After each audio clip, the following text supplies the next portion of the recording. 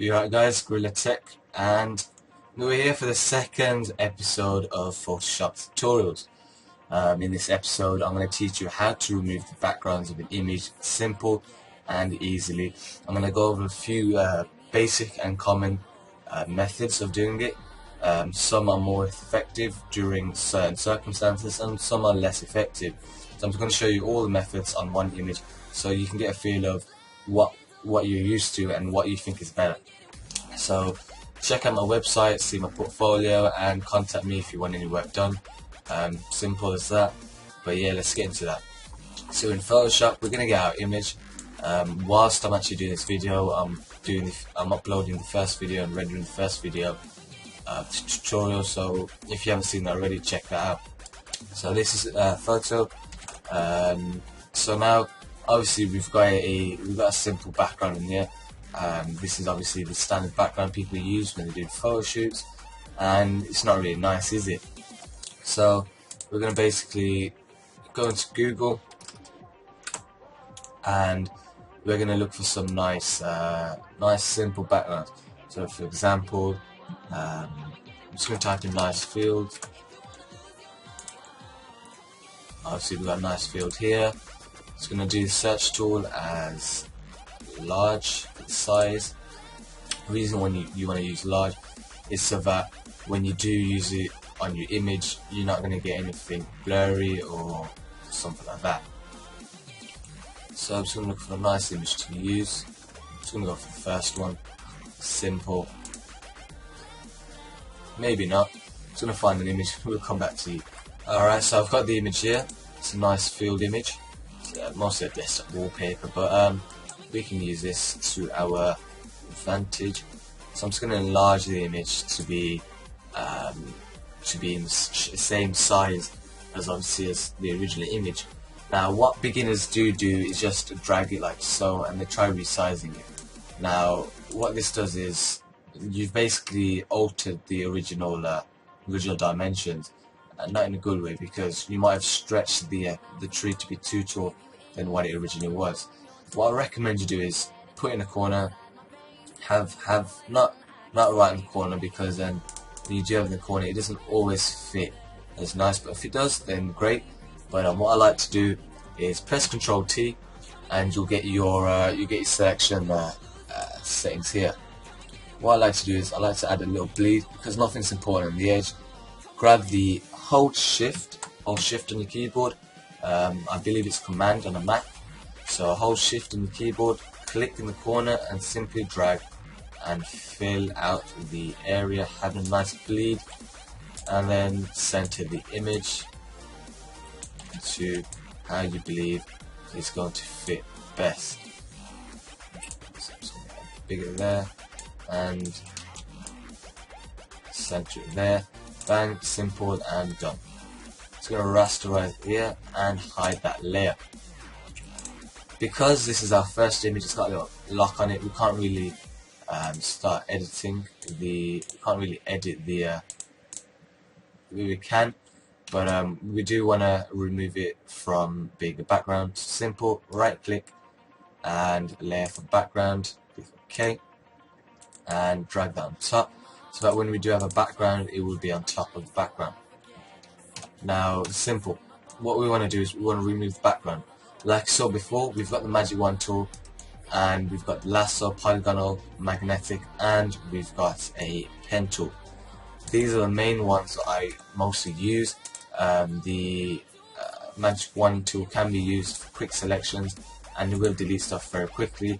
But like you see here, if I click here, it starts taking chunks into a hair. It's fine around here, fine around here. It does leave a bit of residue on the edges. So if I delete it here, you can see chunks of the hair has been taken out, and we don't want that look. Click here, you can see chunks of the chest has been taken out, also onto a belly and onto a hair. What we can use the magic wand tool is here, because it's fine here, but we don't want the I'm not going to recommend you to do this for people with hair or on not plain backgrounds, because you can see the lighting's different. So we're going to try this with the quick selection tool, and you can see the quick selection tool, depending on where you put your brush, it will make a selection. But for finer selections, you do need to change your brush size to be a bit smaller, otherwise it starts jumping like so. You can see it's being a pain and it's just jumping too much. We're going to try this with the magnetic lasso tool, and what the magnetic lasso tool does is basically it binds onto the edges of what you can find, and obviously because it's magnetic it doesn't give a crisp joint like obviously like you want it to do. So for circumstances like this, you will want to get the pen tool, and you will want to learn how to use the pen tool. The pen tool is going to be your favorite tool to use in the future, because you can use it for for different stuff. So if you want to trace around a logo, pen tool will be your best friend. So you can see, simply use the pen tool, click and move your mouse up to make curves, and it's going to follow the line around the body.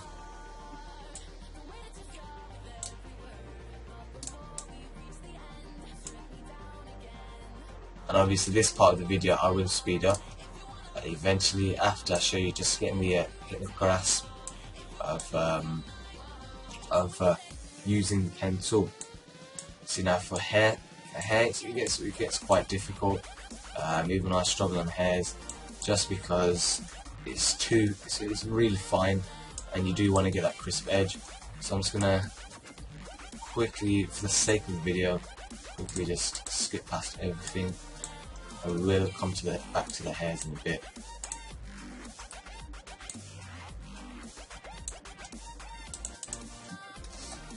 I'm just going to go quickly back onto the part that joins.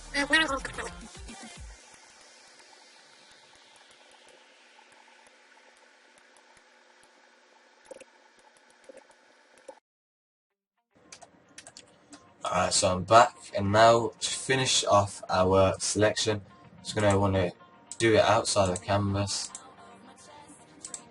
and join it back to the original. Right click, make selection and delete. For some reason my settings have changed, so I'm just going to do Control-Shift-I. If once you delete, it deletes the person rather than the background, just press Control-Shift-I, it will inverse the selection and you've deleted your background. You can see it's a decent, nice cut, apart from obviously the hair. For the hair, I'd recommend now for you to do a magic wand tool or quick selection. So you can see it's messed up the hair a bit here. Doesn't matter, we can fix this out. Obviously, you don't want to get rid of too much hair, otherwise, you'll be making a bulge. You can see on our edges, obviously, because I don't have all the time in the world, I am rushing things. So just get your eraser tool, get your brush tool, get a soft eraser, and just go along the edges here. And because we've got a soft eraser, it doesn't give that rugged edge to the hair. It gives a soft look to the hair.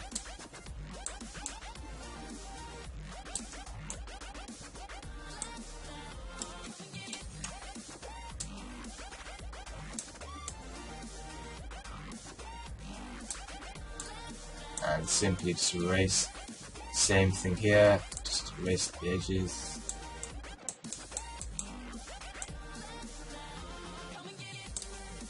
I'm actually going to take this chunk away because it's not really going to make a difference on the hair after so. And same here.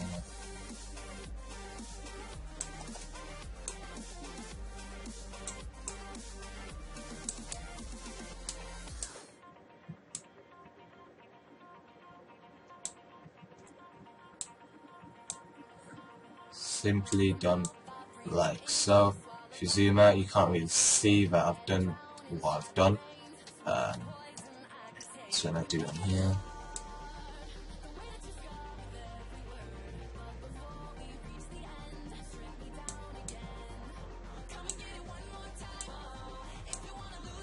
do it in here to remove that rugged chop effect.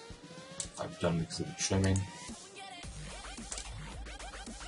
And you're done. That was basically how to crop an image, and you can see the results are decent. They're really nice. If you want to make obviously her look a bit nicer with the image, simply layer, new adjustment layer, make a curve, hold Alt and click onto the layer so it's only her that gets affected, and we can adjust the image and we're done. Simply save it, file, save as, save on a desktop, tutorial image, JPEG, and we're done. So now you can compare the original image of what happened. So from this we've gone to this. You can see you can't really tell I've done much cropping to the hair. You can see, well, honestly I wouldn't have this stray hairs anyway. It doesn't really look nice, it doesn't look clean, but it's up to you. If you do want the stray hairs, you can spend a bit more time using the pen tool to take out the edges, but you can see there's not much of a difference on how much we've altered on her, but it gives a nice look. So yeah, thank you for watching. I hope you enjoyed the second tutorial. I will be doing the third one soon. The third one will be on I'm not really sure yet. Third one will be how to remove spots and fix blemishes, and to do a bit of retouching on Photoshop, and then we'll get into the creative side of designing.